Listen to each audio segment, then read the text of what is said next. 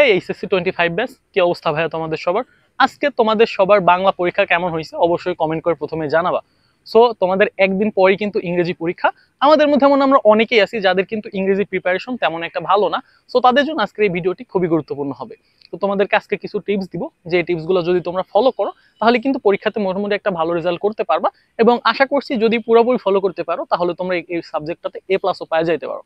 তো দেখো, আমাদের স্টুডেন্টদের সব থেকে একটা ভয় সাবজেক্ট কি, সেটা হচ্ছে ইংলিশ। এখন ইংলিশটা ভয় পাওয়ার তো কারণটা কি? আসলে দেখা যায় আমরা যদি সারা বছর কিন্তু ইংলিশটা প্রাইভেট পড়েই থাকি, কিন্তু তারপরে কিন্তু এটা নিয়ে আমাদের অনেক ভয়। কারণ কি? কারণ আমরা এটা তেমন একটা চর্চা করি না। তো দেখা যাচ্ছে আমরা বাংলা বা অন্যান্য সাবজেক্ট যেমন আমাদের পরীক্ষার খাতায় আমরা বানিয়ে লিখতে পারি, কিন্তু ইংলিশের ক্ষেত্রে দেখা যায় ভাই আমরা অতটাও বানিয়ে লিখতে পারি না। তো এটার জন্য কিন্তু আমাদের এত রেজাল্ট খারাপ হয়। তো আমাদের যেহেতু মাঝে আমরা একদিন সময় পাইছি, তো এখন আমাদের সব থেকে গুরুত্বপূর্ণ যে বিষয়টা সেটা হচ্ছে আমাদেরকে ইম্পর্টেন্ট টপিকগুলো জাস্ট পড়ে যেতে হবে, যাতে আমরা পরীক্ষাতে সর্বোচ্চ কমন পেতে পারি। এখন তোমাকে ভাই আমি আগে কি পড়ছি বা আমি কোনটা পারি এখন ডিপলি শিখবো, আমার জ্ঞান দরকার, এই টাইপের চিন্তা ভাবনা করলে আসলে এখন হবে না। এখন আমাদেরকে জাস্ট পরীক্ষাতে কি কি আসবে সেই বিষয়গুলো পড়তে হবে, যাতে আমরা একদম সর্বোচ্চ একটা কমন পেয়ে পরীক্ষাতে একটা ভালো রেজাল্ট করতে পারি। তো দেখো, আমাদের মাঝে যেহেতু একদিন সময় আছে, তো আমরা এখন 1 2 3 একদম সিরিয়াল ওয়াইজ আমরা প্রত্যেকটা টপিক ভালোভাবে দেখবো। তো দেখো, আমাদের প্রথম 1 নাম্বার আসবে হচ্ছে এমসিকিউ। একটা প্যাসেজ দেওয়া থাকবে, আমাদের এমসিকিউ গুলো আসবে। তো এখন এখানে একটা সমস্যা আছে, সেটা হচ্ছে যদি তোমার এমসিকিউ যদি তোমার হচ্ছে শব্দের ওয়ার্ড মিনিং আসে, বা ধরো যদি সিনোনিম অ্যান্টোনিম আসে, তাহলে এই এমসিকিউ গুলো অ্যান্সার করা একটু তুলনামূলক কষ্ট। কারণ আমরা কারিকুলামে কিন্তু কখনোই তেমন একটা বেশি সিনোনিম অ্যান্টোনিম পড়ি না। তো যখন অ্যান্সার গুলো একটু কষ্ট হয়ে যায়, বাট যদি নর্মাল এমসিকিউ আসে, সেটা কিন্তু তুমি প্যাসেজ থেকে তোমার নর্মাল যে মস্তিষ্ক এটা থেকে তুমি অ্যান্সার করে ফেলতে পারবে। তো এরপরে আসে আমাদের 2 নাম্বার যে প্রশ্নগুলো আসে, এই প্রশ্নগুলোর সাথে আমরা সবাই পরিচিত।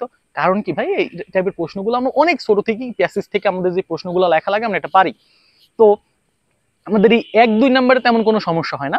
আমাদের 3 নাম্বারে যেটা আসে ভাই, 3 নাম্বারে আসে আমাদের হচ্ছে ফ্লোচার্ট। ফ্লোচার্টটা কি? ফ্লোচার্টটা আমাদের সবার কাছেই খুবই একটা সহজ টপিক। একটা প্যাসেজ দেওয়া থাকে, জাস্ট আমাদের ইনফরমেশন গুলো লিখতে হয়। এটা সবাই মোটামুটি পারে, এখানে পাসে পাসই পাওয়া সম্ভব। তারপরে আমাদের যে টপিকটা আমাদের হচ্ছে সামারাই। সামারাইটা মোটামুটি স্টুডেন্টের কাছে খুবই সহজ। কারণ কি? সামারাই জাস্ট আমাদের একটা প্যাসেজ দেওয়া থাকবে, প্যাসেজটার জাস্ট আমাদের ইম্পর্টেন্ট কিছু লাইন লিখতে হবে। এটা লিখে দিলে মোটামুটি 4 থেকে 5 লাইন বা 5 থেকে 6 লাইন লিখলে মোটামুটি এখানে ফুল মার্ক পাওয়া যায়। বাট এখানে একটা সমস্যা, সেটা হচ্ছে আমাদের ভাই অপ্রাসঙ্গিক জিনিসপত্রগুলো না লিখে আমাদের যে মেন টপিক যে জিনিসগুলো আছে, এই মেন টপিকগুলো লিখতে হবে। তো এই গেল আমাদের মোটামুটি আমাদের যে প্যাসেজগুলো দেওয়া থাকে প্যাসেজের মধ্যে জিনিসপত্র। 5 নাম্বারে আসি। 5 নাম্বারে আমাদের একটু জটিল দিয়ে দেয়, সেটা হচ্ছে ভাই আমাদের ক্লুজ দেয়। হ্যাঁ, আমাদের গ্যাপ বক্সে ক্লু দেওয়া থাকে, সেই ক্লুগুলো অনুযায়ী আমাদেরকে গ্যাপ ফিলিং করতে হয়। সেটাকে কি বলে ভাই? With clues. ঠিক আছে, তো আমাদের এইগুলা করতে হয়। তো এগুলো যদি তুমি আগে খুব ভালো প্র্যাকটিস করে থাকো তাহলে এটা তোমার জন্য বেশ ভালো কার্যকরী হবে। বাট যদি প্র্যাকটিস না করে থাকো তাহলে একটু হ্যাম্পার হইতে পারে। তো এখন যারা আগে থেকে প্র্যাকটিস করছো তাদের জন্য তো এটা সহজ হবেই। বাট যারা আগে প্র্যাকটিস করোনি, এখন জাস্ট তোমাদেরকে একটাই সাজেশন দিব ভাই, তোমরা জাস্ট আগের বিগত সালে যে প্রশ্নগুলো আছে তোমরা জাস্ট একবার চোখ বলে যাইতে পারো। এরপরে যে টপিকটা 6 নম্বরে আমাদের আসবে হচ্ছে ভাই কি বলতো, উইদাউট ক্লুজ। এটা কি? জাস্ট আগেরটারই জাস্ট আমাদের কপি ভার্সন। তো এটার জন্য তেমন কোনো প্রিপারেশন দরকার হয় না। তুমি জাস্ট তোমার মস্তিষ্ক থেকে তুমি যেটা লিখতে পারো আর বিগত বছরের যে কোশ্চেন গুলো আছে এগুলো তুমি ফলো করবা। ঠিক আছে, তো এবার আমাদের চলে গেল। এবার আমরা আসি আমাদের 7 নম্বরে কি আসবে ভাই? আমাদের 7 নম্বরে আসবে হচ্ছে রিঅ্যারেঞ্জ। তো রিঅ্যারেঞ্জটা মোটামুটি যদি তুমি কমন টপিকের মধ্যে পেয়ে যাও তাহলে তোমার জন্য তো খুবই সুবিধা হবে। বাট যদি কমন টপিকের ভিতরে না পারো তাহলে তোমাকে কিন্তু সেক্ষেত্রে অর্থ বুঝতে হবে। তো এখন আমাদের আসলে বোর্ড পরীক্ষাতে এত ডিপলি আসবে না যেটা তুমি অর্থ বুঝতে পারবে না। সো তোমাকে অর্থ বুঝে মিলায় কিন্তু তোমাকে অ্যান্সারটা করতে হবে। তো এই গেল মোটামুটি আমাদের যেই রাইটিং পার্টের উপরে যেগুলো আসে সেগুলো শেষ। এখান থেকে আমাদের রাইটিং পার্ট শুরু হবে। তো রাইটিং পার্টের প্রথমে আমাদেরকে আসবে ভাই, রাইটিং পার্টের প্রথমে আসবে আমাদের গ্রাফ চার্ট। তো তোমরা সচরাচর যে টাইপের গ্রাফ চার্ট লিখে অভ্যস্ত না কেন, জাস্ট ওইটাই তোমরা কপি করে কিন্তু লিখতে পারো, একদম সহজ। যদি সার্কেল আসে তাহলে তো সহজ, গ্রাফ আসলে তোমরা সেই গ্রাফের নিয়মে তোমরা লিখে যাবে। ঠিক আছে, তো এরপরে আমরা চলে আসি আমাদের ইনফর্মাল লেটার আসবে। ইনফর্মাল লেটার তোমরা সবাই লিখতে পারো, জাস্ট লিখে যাবে। তো এখন কথা হচ্ছে ভাই, আসলে ফার্স্ট পার্টে তেমন কোনো হার্ড জিনিস নেই। তুমি যদি রাইটিং সাইডটা ভালো করতে পারো তাহলে কিন্তু তোমার জাস্ট তুমি মানে বুঝতেই পারবে না তোমার কোন দিক দিয়ে প্লাস হয়ে যাবে। সো ফার্স্ট পার্টে A+ পাওয়া কিন্তু খুবই তুলনামূলকভাবে সহজ, কারণ আমার সব ইনফরমেশন দেওয়াই থাকবে। আমাকে জাস্ট সেই ইনফরমেশন গুলা ঠিকঠাক জায়গায় লাগাতে হবে, সঠিকভাবে কাজে লাগাতে হবে। তো এখান থেকে সব থেকে আমাদের গুরুত্বপূর্ণ বিষয়, আমরা এখন রাইটিং এরটাতে বেশি ফোকাস দিব। তো রাইটিংটা যদি আমাদের খুব বেশি ভালো হয় তাহলে কিন্তু আমরা এখান থেকে মোটামুটি একটা বেশ ভালো একটা রেজাল্ট করতে পারবো।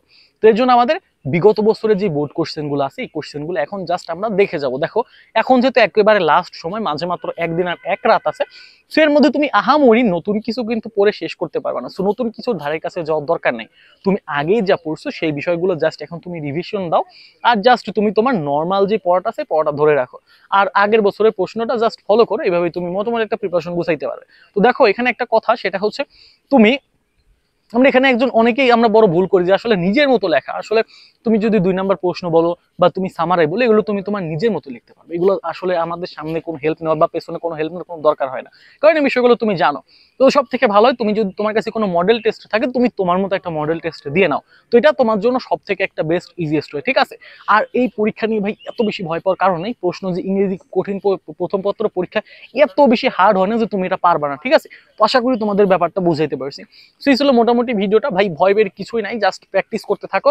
আর আমি আজকের ভিডিও ডেসক্রিপশন লিংকে A to Z আকারে সব তোমার যেগুলো দরকার সব ক্লাসের লিঙ্ক গুলা দিয়ে দিয়েছি, তুমি জাস্ট ক্লাসের লিঙ্ক গুলো দেখে আসতে পারো, তাহলে তোমার অন্য কোথাও বারবার ইউটিউবে সার্চ করে খুঁজে খুঁজে কোনটা ভালো লাগবে খারাপ লাগবে এমন দেখতে হবে না, জাস্ট একটা ডেসক্রিপশনে তুমি সবকিছু পেয়ে যাবে।